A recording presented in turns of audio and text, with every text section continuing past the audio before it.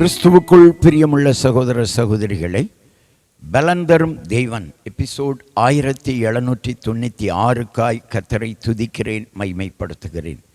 இந்த நாளிலும் ஏசாயா 57:15 நான் உங்களுக்காக வாசிக்கின்றேன்.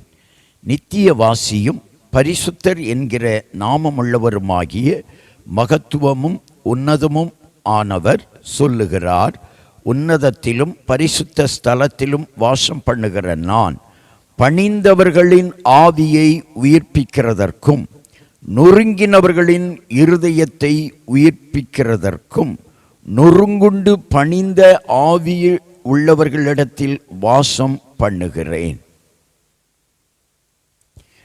உன்னதமான ஆண்டவராகிய கர்த்தர் சொல்லுகிறதை கேளுங்கள்.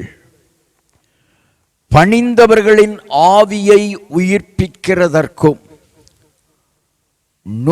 நொறுங்கினவர்களின் இருதயத்தை உயிர்ப்பிக்கிறதற்கும் அவர்களோடு வாசம் பண்ணுவேன் என்று சொல்லுகிறார்.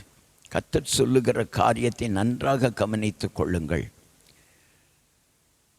பணிந்தவர்களின் ஆவி, தாழ்மை உள்ளவர்கள் ஒருவேளை ஆபத்திலே சிக்கிக்கொள்ளலாம்.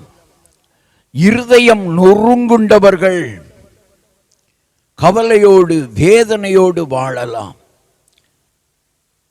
பணிந்த ஆவி உள்ளவர்களையும் இருதயம் நொறுங்குண்டவர்களையும் உயிர்ப்பிக்கும்படியாய் அவர்களோடு வாழ கர்த்தர் ஆயத்தமாயிருக்கிறார்.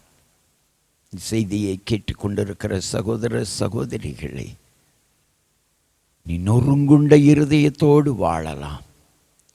ஆனால் இன்றைக்கு ஆண்டவர் உன்னிலே வாழ, உன்னிலே வாசம் பண்ண உன்னை அழைக்கிறார்.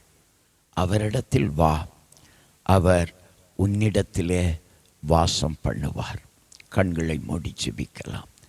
எங்களை நேசிக்கிற நல்ல தகப்பனே, இன்றைக்கு யார் யார் நொறுங்குண்ட இருதயத்தோடு இருக்கிறார்களோ அவர்களை கர்த்தர் அழைக்கிறார் என்பதை உணர்ந்து கொள்ளணும். அப்பா, ஹல்லேலூயா, ஹல்லேலூயா.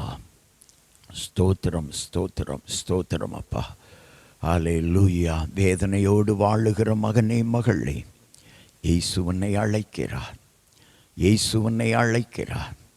அவர் உன்னை தேற்றுவதற்காக அழைக்கிறார். உன் இருதயத்தை தேற்றுவதற்காக அழைக்கிறார். அவரிடத்தில் வா, அவர் உனக்கு உதவி செய்வார், உன்னை ஆசீர்வதிப்பார், உன்னை கனம் பண்ணுவார். உன் இருதயத்தின் நொறுங்குதல் மாறும். இருதயத்திலே நீ களிகூறுவாய். உன் வாழ்க்கையிலே மனமும் மகிழ்ச்சியும், ஹல்லேலூயா, உன் வாழ்க்கையிலே மன மகிழ்ச்சி உண்டாகும்.